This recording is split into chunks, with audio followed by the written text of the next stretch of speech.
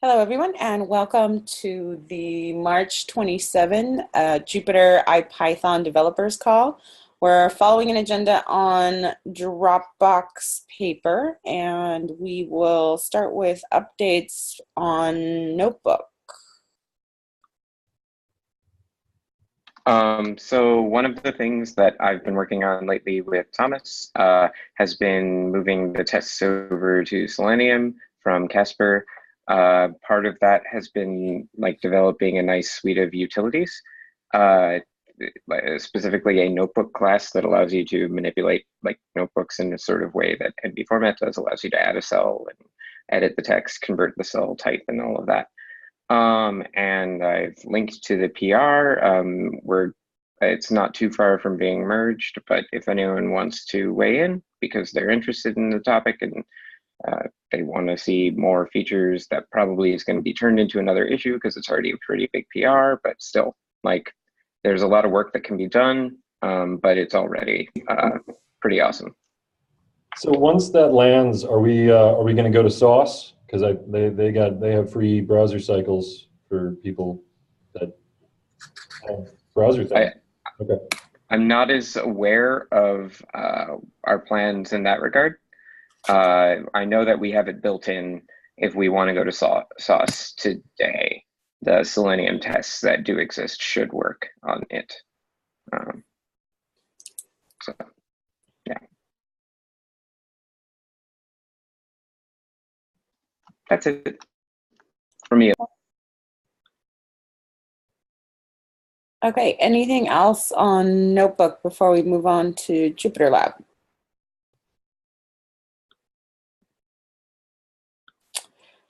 All right, so let's move on to Jupyter Lab. I'm not sure who typed those notes in, so go ahead. Sure. So last week at the lab notebook dev meeting, we decided to do a release this week. We have a few outstanding beta 2 issues that are all accounted for. We triage them and make sure every one of them has someone who's looking at it, and hopefully this week we can publish beta 2. Which line is that going to be on the 31 line, or is that a 32 line, or 32 and 33 or whatever? Oh, each new beta release is a major version, so it'll be 32, I think. Yeah. There's definitely backward incompatible things. So yeah. I mean, they're not the kind of things that should affect most people, but we're very strictly Semver, so that's all. The other thing is kind of technical. There's we had a few more conversations about how to handle multiple open Jupyter Lab windows, and it's some of that will require some UI elements. Basically, you might have to make a decision so that when you open a new window, if it's got the exact same URL as an open Jupyter Lab window, then it'll probably either automatically send you to a new workspace or ask you, hey, do you want to go to a new workspace, or do you want to maybe close this window or something? Basically, you have to make a decision. Otherwise, because they're all contending for the same local storage, they will clobber each other. And because we can't impose on users the restriction that you only use one window, we have to come up with some way around it. But that's we're targeting 1.0 for that, and if anyone's interested, we'll probably talk about it more in the dev meetings. But yeah, look forward to the beta release. That's pretty much the main thing. I got a quick thing to sneak in there. So I'm, still beating that horse of being able to rebuild Jupyter Lab without access to an NPM registry. I've rebuilt all my experiments that I lost when I left Continuum, and I'm back to where something almost works. The merge of the manifests of which packages you have does not quite satisfy the offline constraint. So if I install IPyWidgets, BQplot, Py3.js, IPyLeaflet, and one other one, IPyVolume, one of them clobbers a widget definition. So in almost 1,000 packages, it's missing one. And that just might be a bad semver string on an old version of leaflet, or I don't even know what. But the approach might work, and there has been some interest from other folks. The OpenSUSE wants to package JupyterLab. We want our stuff in upstreams, but they will not accept install time inside their package manager scripts going to NPM. So, you know, it's getting perilously close to working, but it's not working yet. The approach I'm taking on that, because it's so weird, is as an extension, or it's not even an extension, it's just another Jupyter command, and it actually intercepts. It uses private APIs from inside of the JupyterLab build commands in order to set up the staging directory, and then it does things to it to make it what it wants, and then usually works. So get in there. But, sorry, go ahead. Just a quick size rundown. Core drags in 808 packages off of NPM, which weighs about 23 megabytes. There's maybe some places where we could cut that down. There's like 4 copies of AJV from different verse strings and stuff like that. IPyWidgets pulls in 21 dependencies. Some of them are still rather heavy. And so, I don't know, it's like 4 megs. BQplot pulls in 1 in addition to itself, but it is pretty big itself. So it's still about a megabyte. So you're still talking a lot of load that people are pulling down to their laptop. But this is the only way that you'd be able to get extensions into, say, Anaconda or an upstream package or a downstream package manager. So we're going to have to, we bought it. Here it is. So, you know, if this motivates for a better solution, if we figure out a way to go back to the DLL loader or something like that, then maybe we can get to a better place, but the file sizes won't change. I think they're kind of what they are. So that is all. Also Jupyter Day Atlanta, woo.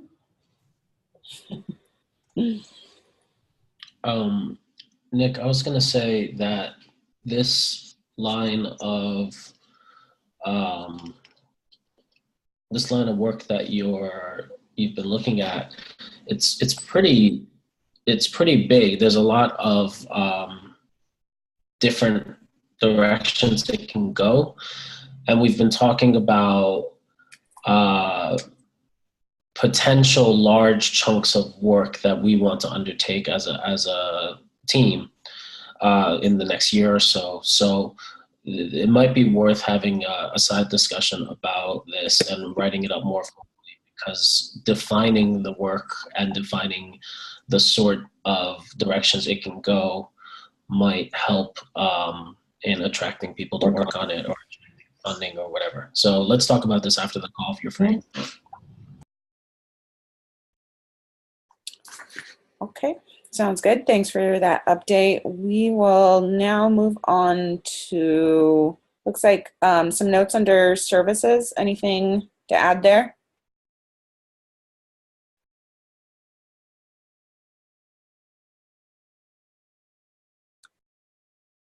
Not sure who typed those notes in because my that was me. Sorry, Ah. I lost my window that had the little button to unmute myself. Okay. Yes, Docker stacks.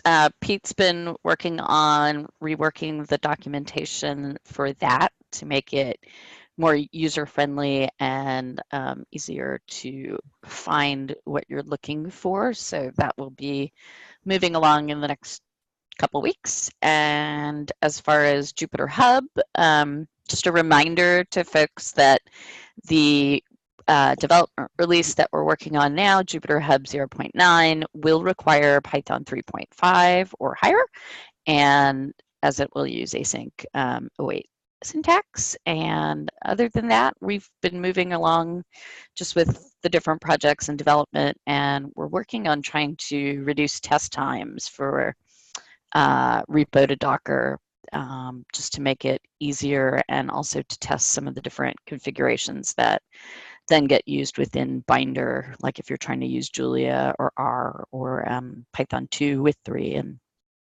And that's just moving along. And other than that, not much else new is going on. Okay, great. Thanks, Carol. So now we're getting close to the end of the agenda. Looks like there's some notes under miscellaneous projects.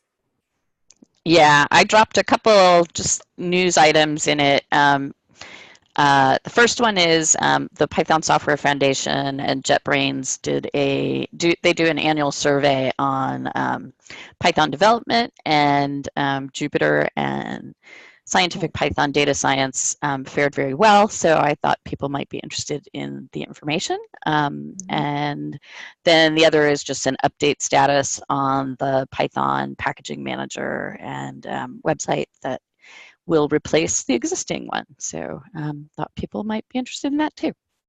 Okay, nice. So we'll move on to events and conferences. We just had the Jupyter pop-up in Boston, partnered with O'Reilly to host this event. Several contributors spoke at the event. Matthias, anything you want to share about it or any highlights you would like to talk about?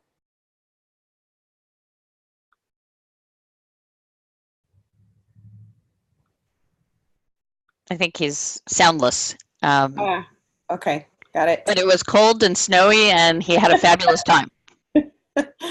Got it. And we also have Jupyter Day Atlanta coming up the 31st. Nick, anything you want to, or you, Carol, also, I think you'll be speaking. Anything you want to share about that? Is that this Sunday? It's on Saturday. We've got it's just a single day. We have a little social the night before, so anybody that is coming in from out of town, certainly welcome to join us at a nearby purveyor of flammable beverages. There will be no flammable beverages at the event, alas. But the site's looking great. Getting a lot of really great support from my new old employer, the Georgia Tech Research Institute. And so now we've got a direct line of an intersection between people that can get this enormous, beautiful free space for free in Atlanta pretty much whenever we want, and goes to these meetings. So that's a nice little Venn diagram spot to be. So if you want to run an East Coast dev meeting, right here, we're ready to host you. We got space. We got the fastest internet in the world, you know. So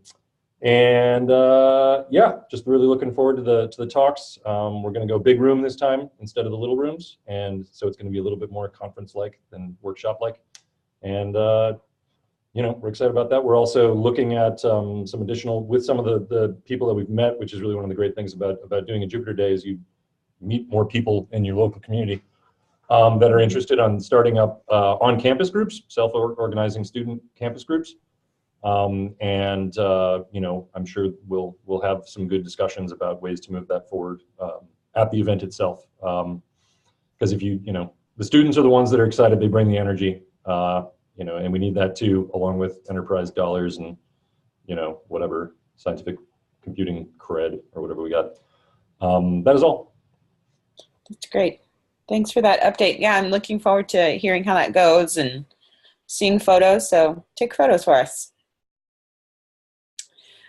So we're pretty much at the end of the agenda. Is there anything else? A reminder to, if you had any releases for your projects last week, this week, or that you're planning for the next 2 weeks, please remember to document them into the very last section of the agenda. And I'll just give everyone a chance here to bring anything up that wasn't in, that we haven't covered so far.